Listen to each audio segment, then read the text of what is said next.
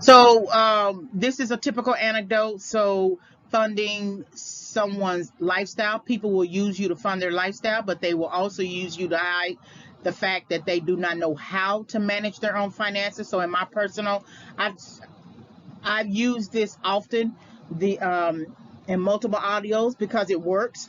So there was this friend of mine at a job we used to work on. I was sort of like 19, 20 years old, and she said she needed money, and I thought she needed money, and we both had the same job. I knew she had a job, you know. I knew where she worked, so to speak. So I figured, well, if she needs some help, then I give her the money because I know she can, she can pay me back. Well, she comes a couple of days later on her shift, and she comes with fresh hair, fresh new shoes, fresh outfit, um, hands painted, everything. And I'm wondering to myself, so where did she get the money to pay for all that? Because I'm thinking to myself, I can't pay for my own hair to get fixed. And she basically told me that she used the money that I gave her to pay for her hair.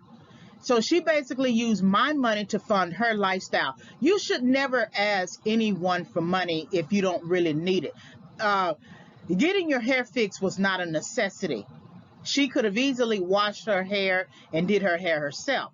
And so once I realized what she was doing, I was done. She tried to ask me for more money again. I said no. And so I avoided her as well. So they will flaunt a certain lifestyle for which they have not paid or funded.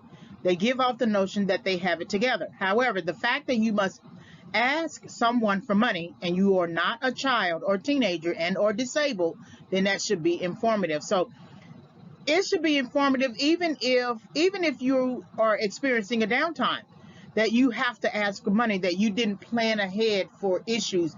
And again, I had a downtown time during the recession, 2006 to 2013, and I lost my teaching job. Then I was out of work and I tried to freelance. I had to move in with my mother. There were issues with that. Then I was homeless and had to go from shelter to shelter because of time limits and just really trying to get my life back on track. And it wasn't until 2013 that I was able to get back on with my institution I teach at. However, I understand that I was going through a downtime, but as I really look at my situation in a post setback mode of thinking, that there were ample opportunities in my 20s that I could have planned for life's little setbacks. Just because you don't always know that you're going to have a setback does not necessarily mean that you can't plan for it. How many times have we listened to financial gurus talk about having an emergency savings plan? Exactly.